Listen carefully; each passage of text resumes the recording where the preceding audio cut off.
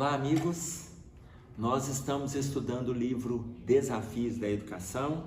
Eu espero que vocês estejam bem, que estejam dispostos, mas que, acima de tudo, estejam pesquisando também os pontos que nós estamos abordando. Eu já disse em outras situações, não se contentem com os comentários que a gente faz. Pesquisem, aprofundem, concordem, discordem, conversem nos grupos de vocês, converse no seu relacionamento familiar, adote o livro Desafios da Educação no seu culto no lar, vai acrescentar muito no seu relacionamento diário, ok? Desafios da Educação, de Raul Teixeira, sob a orientação do espírito de Camilo. Nós vamos trabalhar neste momento a pergunta de número 18. Olha bem, qual o papel da disciplina doméstica na educação? Qual o papel da disciplina doméstica na educação? E aí, o Raul, conversando com o Camilo, ele pede para citar alguns exemplos e depois ele diz assim: é importante a pessoa ter horário fixo para dormir, acordar, estudar, divertir-se, etc. É importante que tenha horário, né, para as séries de tarefas, do dia a dia? E aí olha a resposta do Espírito. Quando se fala em disciplina, quase sempre as pessoas imaginam estruturas castradoras.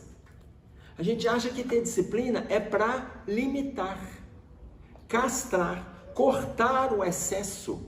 É claro que disciplina corta excesso, mas não quer dizer que o objetivo não será atingido. Tanto que ele vai dar vários exemplos como o Raul pede. O Raul pede isso na própria pergunta. Quando se fala em disciplina, quase sempre as pessoas imaginam estruturas castradoras, formas amedrontadoras da pessoa conquistar os seus objetivos.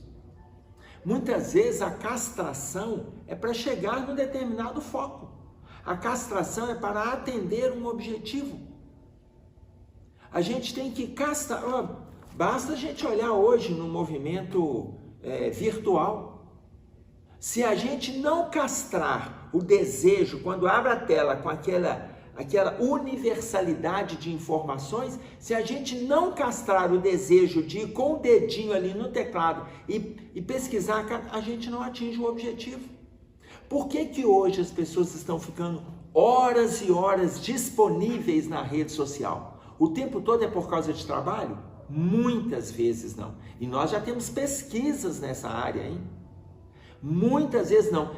Da quantidade de horas que a pessoa fica ali, muitas vezes é para atender a curiosidade. Consequentemente, ela não atende o movimento de castração, ou seja, não atende o movimento de disciplina. Então, a castração, ou seja, a disciplina é uma necessidade nossa aqui na Terra. Agora, olha a forma que o Espírito de Camilo responde para nós. A função da disciplina é a de despertar nos filhos, ou seja, crianças e jovens, o sentido da autodisciplina, do autocontrole, para que a pessoa seja verdadeiramente livre. Por quê? Porque ela é livre dentro daquele contexto onde é permitido. Então, por que nós temos, vamos pegar um exemplo, por que nós temos a sinalização no trânsito? Para que haja disciplina. Imagina no centro da cidade, quando um sinal ele está estragado. Um sinal, eu estou falando do centro de uma cidade e aí de uma grande cidade.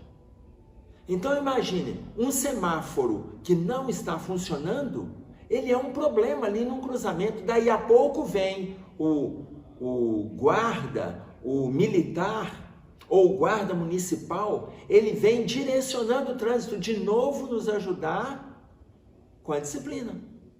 Porque sem aquele movimento ali, cada um quer atender o seu interesse. Mas a disciplina mostra para a gente que o interesse que nós temos também é interesse de outros. Ou seja, cada um tem o seu momento. Quando a gente vê um semáforo, se ele está vermelho, a gente não pode passar, porque tem outros que estão passando. Ficou verde, aqueles outros vão parar, é a nossa vez. Agora, eu estou dando este exemplo, mas veja, o Camilo coloca para nós assim: por que um jovem tem que ficar numa festa até o amanhecer, quando tenha compromissos a atender pela manhã? Ou quando tem dificuldade de despertar de bom humor, depois de dormir pouco? Veja, esse aqui já abre um leque para a nossa discussão. Porque a disciplina é para conter o excesso. Não quer dizer que não possa ir para uma festa. Veja, não quer dizer que não possa ir para uma festa. É para conter o excesso. Por que um jovem tem que passar a noite inteira numa festa, se no dia seguinte ele tem compromissos a atender? Primeira observação do orientador espiritual. Ou se ele tem dificuldade de levantar de bom humor, dormindo poucas horas. E aí eu ainda vou levantar uma terceira questão que ele não aborda aqui. Se uma pessoa não tem nenhum compromisso para atender no dia seguinte, eu já estou perguntando se essa pessoa sabe em que planeta ela está vivendo, gente. É muito difícil nós estarmos num planeta como a Terra, numa escola como a Terra, e não termos nada para fazer no dia seguinte. É muito difícil. Eu vou dormir e falar assim: nossa, amanhã eu vou levantar, eu não tenho nada para fazer. Eu não tenho nada para resolver na minha casa, eu não tenho uma limpeza, eu não tenho um documento para olhar, eu não tenho um banco para ir, eu não tenho um parente para visitar, eu não tenho um livro para ler, eu não tenho um projeto para construir, eu não tenho nada para fazer. Eu devo estar em outro sistema? Não, eu devo estar em outro planeta, ainda talvez no próprio sistema, porque a Terra é escola. Se nós estamos em escola, como não ter nada para fazer? Vocês veem que o Camilo, para ser sincero com vocês, eu estou achando que o Camilo foi até brando quando ele faz essa observação. Por quê? Ele fala por que alguém terá que ficar numa festa até o amanhecer quando tenha compromissos a atender pela manhã ou quando tenha dificuldade de despertar de bom humor. Então eu concordo com ele. Mas a minha preocupação aqui é aquela pessoa, não é aquele que quando tem compromisso vai acordar de bom humor ou de mau humor. É aquele que acha que nem tem compromisso, não tem nada para fazer no dia seguinte. O dia está nos propondo, a Terra está nos propondo, a nossa caminhada está nos propondo melhora, crescimento, progresso, compartilhamento, solidariedade, relacionamento com as pessoas, convívio. Está nos propondo isso. Para quê? Para que nós façamos o nosso processo evolutivo. Agora, se a pessoa ainda acha que ela não tem nada para fazer, mas se ela tem dificuldade de levantar de bom humor, então não precisa ficar lá até o amanhecer. Por quê? Porque na hora que ela chegar em casa e ainda for dormir, por exemplo, chegar às 5 horas da manhã, 7 horas da manhã for dormir, a hora que ela acordar meio-dia ou 3 horas da tarde, já acordou de mau humor e já perdeu mais da metade do dia. Aproveitou a noite, mas já perdeu. Se vai acordar de mau humor, para que vai ficar até a madrugada na festa? Então, isso é uma das propostas que ele coloca para nós como falta de disciplina. Olha o outro questionamento. Por que alguém deverá comer sem comedimento em estando à mesa, sabendo que há mais pessoas para alimentar-se? Por que a pessoa vai exceder na alimentação, sabendo que tem outros que também vão se alimentar? Concordo com a observação. Mas a minha observação é: por que vai comer mais do que o próprio corpo propõe? Qual é a necessidade? Nós não estamos na terra para comer. A gente come enquanto está na terra para viver. Tem pessoas que vivem para comer. Eu não estou dizendo do lado prazeroso de uma alimentação saudável. Não é isso, não. Eu estou dizendo das pessoas que se excedem. Que o envolvimento com a alimentação, ele não é apenas para o nutrir. Ele não é apenas pelo prazer de alimentar. Ele é pelo excesso, além da nutrição e do prazer, parte para a indisciplina. Porque o Camilo, de novo, ele coloca de forma macia, Como? Porque senão ainda tem aquele que fala, mas eu já sou o último mesmo, então ele acha que ele pode. Gente, não é a questão de ser o último, qual é a necessidade?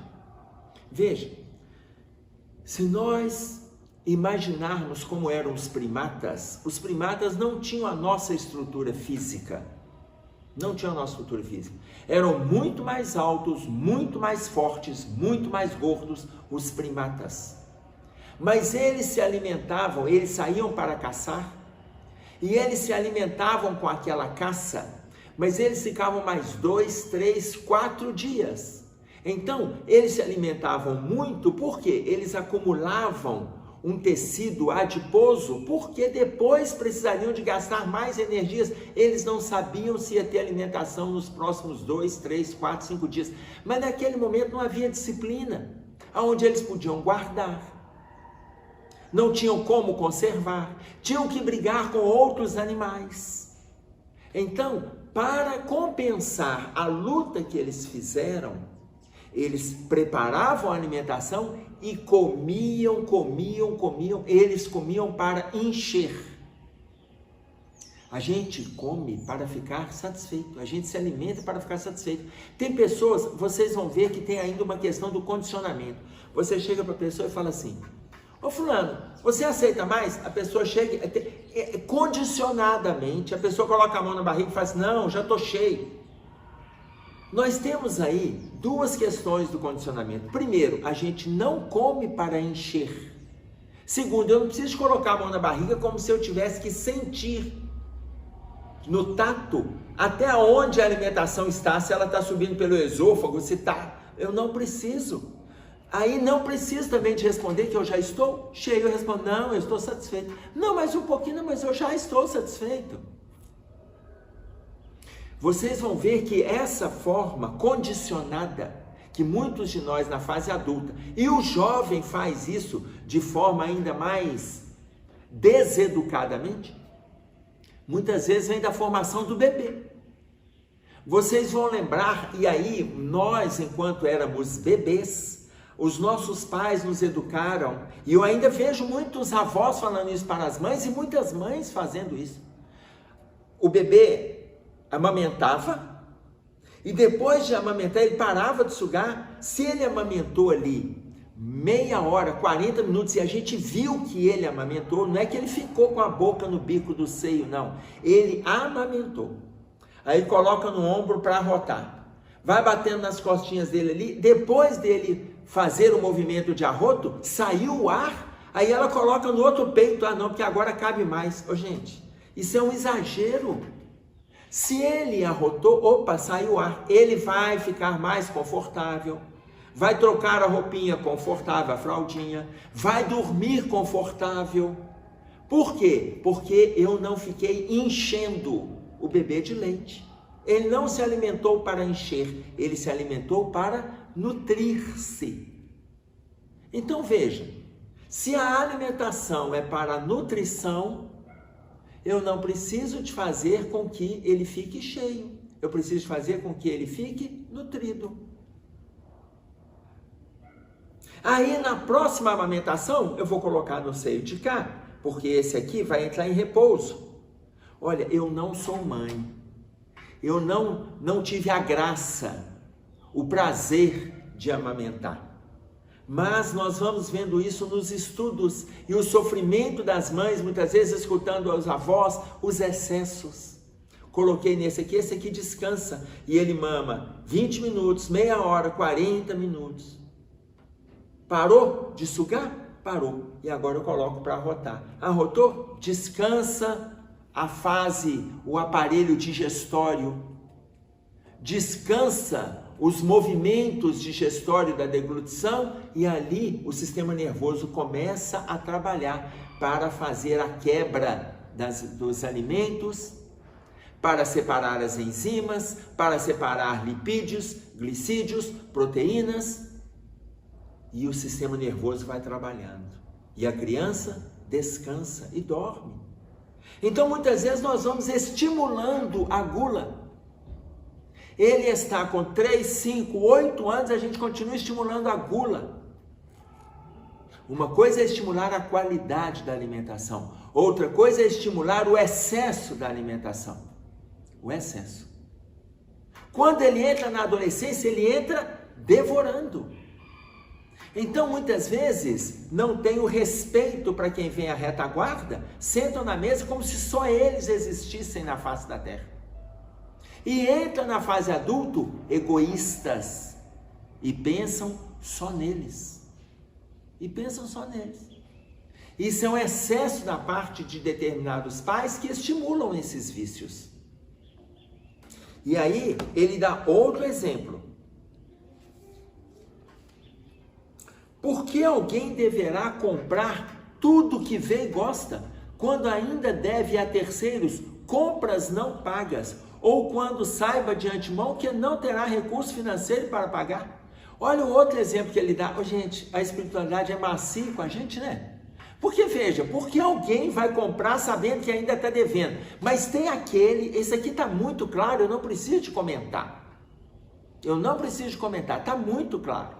Aí eu fico pensando, não é naquele que está devendo que vai comprar, é aquele que muitas vezes não está devendo e ainda justifica. Não, eu não estou devendo ninguém, eu posso comprar. Gente, não é uma questão de poder, é se tem necessidade de comprar. Olha a questão compulsiva. Quanto é desnecessário assumir essa compulsividade com compras. Ele entra numa loja, entra num shopping, entra numa casa de biscoitos, ele, às vezes não tem espaço, as vasilhas estão cheias, mas tem que comprar mais. Às vezes o guarda-roupa está cheio, mas tem que comprar mais. Eu conheço uma senhora, ela falou assim, Emerson, eu tenho aproximadamente 106 blusinhas. Gente, ela falou blusinha, essas de malha, né? Manguinha curta. 106, e eu deixo tudo na ordem. Fica tudo na ordem, ou seja, além do excesso das compras, fora o que ela tem de camisetas, fora o que ela tem de vestidos, fora 106 blusinhas. Uma outra senhora colocou para mim, ela só colocou depois que o marido me contou. Ela não queria conversar sobre os calçados. E ela contou para mim que ela tem aproximadamente entre calçados. Eu falei calçados, e aí ela me falando de sandália, sapatos, chinelos, botas, cano longo, cano curto. Ela tem aproximadamente 300 pares. Mas quando o marido me contou e eu assustei, ele falou assim, Emerson, para não parecer que é exagero meu, quando você conversar com ela, entra nesse assunto, porque ela gosta muito de conversar com você, ela coloca para ver se você aprova. Então ela mesma vai entrar no assunto de compulsão. Ela tem uma compulsão com compras, principalmente a de calçados. Emerson, 300 pares em média. Gente, eu conheço a diferença, eu consigo estabelecer a diferença entre o ser humano e a centopeia. E se em tudo for parecido, a quantidade de pés não é. Onde vai usar 300 pares? Então, quando ele coloca ali, ainda que a pessoa tenha dívidas para pagar, ainda que ela que não tenha recurso financeiro para pagar as próximas dívidas, a questão que eu estou colocando é para além. Existe necessidade de ter? Eu tenho um amigo que ele tem 20 relógios de pulso. Claro, é da minha faixa etária. Os jovens hoje praticamente não usam relógio de pulso. Mas tem necessidade de ter 20 relógios de pulso? Então, cada pessoa é que deve avaliar. Mas, neste momento, eu estou fazendo uma avaliação geral e cada um faça, porque de repente eu posso estar errado. Alguém pode estar ouvindo e falar assim, não, mas para mim é importante ter 20 relógios de pulso. A outra pessoa fala assim, não, eu preciso ter 300 pares de calçado, e a outra está dizendo, eu preciso ter 106 blusinhas. Fora camisas, camisetas, camisas sociais, de manga curta, de manga comprida, com gola, sem gola, com bordado, sem bordado, enfeitada, furada. Não, 106 fora essas. Mas se a pessoa acha que é importante, o movimento nosso aqui é de avaliação e autoavaliação. E aí ele diz assim: por que alguém terá que festejar, olha que interessante, terá que festejar suas alegrias em casa, ajustando o som mais alto, desconsiderando a vizinhança, seja a vizinhança residencial, seja hospitalar, seja escolar? Por que a pessoa, ela quer festejar alguma, ou ela pode não estar festejando nada? Por que ela acha que o som da casa dela tem que ser alto e que todos têm que gostar? Ela gosta de música sertaneja, o vizinho gosta de funk, o outro gosta de rock, o lá de trás gosta de samba. Imagina, se nós temos gostos diferentes, então nós vamos atender o gosto que é pessoal. O gosto é pessoal, tem gosto para tudo nessa vida, gente. Eu não tenho que ajustar o som e o meu vizinho é obrigado a escutar aquele som que eu estou colocando. Ele não é obrigado. Desculpem. Eu gosto de música popular brasileira. Ótimo.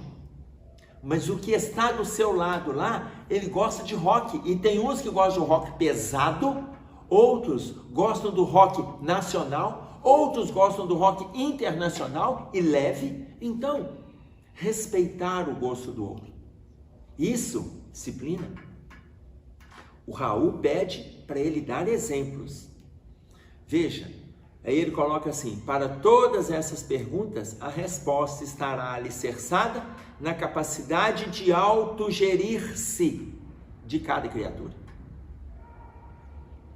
E ele fala de cada. Ou seja, ele dá exemplo então em relação às festas que vão até de madrugada, se tem necessidade, se a gente tem necessidade. Ele dá o exemplo da alimentação na mesa. Ele dá o exemplo em relação às compras. Ele dá exemplo em relação ao humor com que a gente desperta.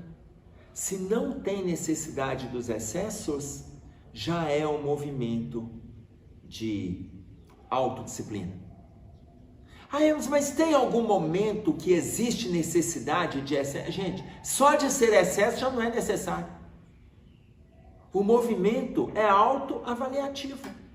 Imaginem vocês, eu fui conversar, e aí colocando essa questão do controle, vou voltar no exemplo, quando ele diz assim: cuidem-se os educadores para que também não falhem nos compromissos assumidos com os filhos, e outros educandos, sem uma plausível justificativa. Plausível significa uma justificativa realista, necessária. Eu conversei com um casal. Esse casal veio trazer a pré-adolescente para um acompanhamento terapêutico. E aí, a preocupação deles era o excesso que a garota tinha, principalmente na área da alimentação. Ela estava com 10 anos, faltando aproximadamente um mês para completar 11, e nesta faixa etária, ela pesava 97 quilos. Ela ia completar 11 anos pesando 97 quilos. Começamos a trabalhar e ali no movimento terapêutico, depois de ter feito a entrevista inicial, eu vi pelo contato com os pais que havia uma leve dificuldade dos pais na área da disciplina, mas eu estava apenas no movimento de entrevista. À medida que a gente vai trabalhando com o filho, a gente vai conhecendo a dinâmica familiar. Ok. Chegou o aniversário da filha, que os pais disseram: nós não vamos fazer uma festa, segundo ela. Eles me disseram que eles não iriam fazer uma festa e tal. Ok. Fazia só uma reunião com a madrinha, o padrinho, os pais, tinha um irmão mais novo. Entre eles ali, eles iriam cantar parabéns e eles não iriam gastar com festa. Até aí, ok. Semana seguinte eu perguntei para ela como que foi lá o aniversário e tal. E aí eu perguntei sobre os presentes.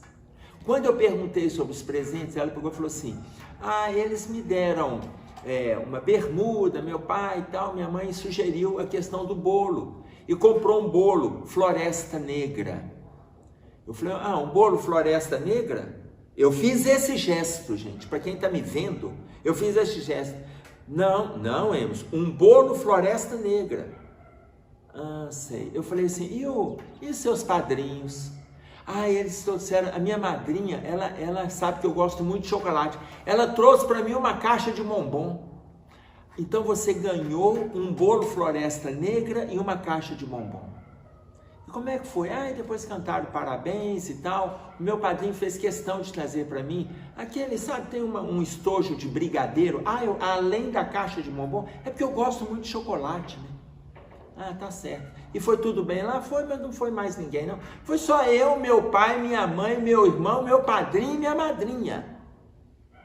Gente, 6 pessoas, um bolo Floresta Negra, uma caixa de bombom e um estojo de brigadeiro. Chamei os pais para conversar. Semana seguinte, chamei os pais para conversar. E aí, eu perguntei para eles se eles estavam, e aí eu fui claro, se eles estavam ali naquele movimento terapêutico para ajudar a filha, ou se eles estavam adoecendo a filha deles, mas eu queria que eles me respondessem. Emerson, mas a gente fez isso no aniversário, porque é só um aniversário, a gente sabe que ela gosta.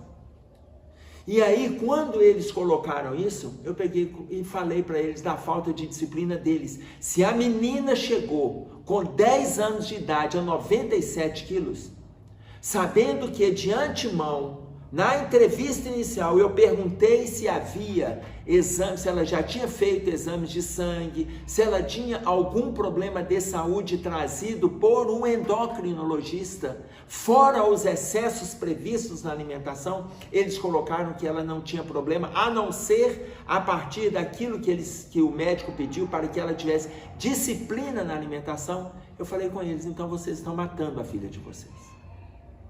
Vocês não estão trazendo para que ela se trate. Vocês querem um acompanhamento terapêutico para se confortar. Se ela tiver um problema de saúde lá na frente, vocês querem se confortar dizendo, e a gente fez tudo por ela. Então vocês estão matando a filha de vocês gota a gota. Ou seja, melhor dizendo, colher a colher. Ou fatia a fatia de bolo Floresta Negra, ou a bombom de bombom em bombom. Porque é um exagero que vocês estão fazendo com a filha de vocês. É um estímulo à gula, à obesidade, à indisciplina e ao suicídio pela boca. O chamado suicídio indireto. Claro que os pais não se sentiram confortáveis com essa conversa. Claro que a partir da semana seguinte, essa filha não voltou mais ao acompanhamento terapêutico. É difícil, gente, nós termos que lidar com situações constrangedoras, verdades, e muitas vezes a gente fica pensando assim, mas será que não poderia ser colocado de forma mais branda? O mundo já está colocando de forma branda. Se a gente tiver que passar a mão na cabeça por situações simples como essa, Emerson, mas essa forma tão incisiva, será que a pessoa vai aprender? Ali, o papel é a gente esclarecer. O papel é orientar. O papel é estimular o discernimento. E depois deixar a pessoa livre, sabendo que o filho pode voltar para o acompanhamento, mas que eles terão... Naquele tratamento, eles terão também que se submeter ao movimento do autoconhecimento e movimento de mudanças. Ou não, mantenham as coisas do jeito que está e lá na frente poderão se punir pelos excessos promovidos por eles mesmos. Então, façamos um movimento autoeducativo. E aí, nesse movimento autoeducativo, se eu tenho disciplina no meu horário, eu tenho disciplina na minha alimentação, eu tenho disciplina nas comemorações, na música que eu escuto, no palavreado que eu uso. Se eu tenho disciplina, eu vou cobrar disciplina. Ah, mas o meu filho fala muito palavrão porque ele aprendeu tudo lá fora. Ele pode aprender o que ele quiser. O mundo está aí para ensinar de tudo, mas o processo de filtragem ele tem que fazer. Nós sabemos diversos palavrões de conotação agressiva, de conotação sexual, de conotação pejorativa, e nem por isso a gente sai usando nas nossas relações. Qual é a necessidade de usar? Ou seja, a gente usa o filtro do discernimento. O filtro do discernimento, embora saibamos. Ensinemos isso aos nossos filhos, para que eles não usem esses palavrões conosco, para que não sejam agressivos conosco. Se eles já aprendem isso dentro de casa, eles aprendem que não farão, que não usarão, não poderão usar isso na via pública, no ambiente de trabalho, nos seus relacionamentos afetivos, nos seus envolvimentos sociais, nos seus encontros espirituais. Disciplina. Quando Emmanuel disse para o Chico, disciplina, ele não falou disciplina de horário na hora de estar estudando, não. Disciplina, disciplina e disciplina, vocês se lembram da história? Ele falou disciplina em tudo. Disciplina em tudo. Nós temos dificuldades, sim, todos temos. Mas precisamos de nos empreender a luta. E esta luta é de todos. De todos. É isso aí. Tomara que esteja valendo a pena. Até breve, se Deus quiser. Um abraço a todos. Fiquem com Deus.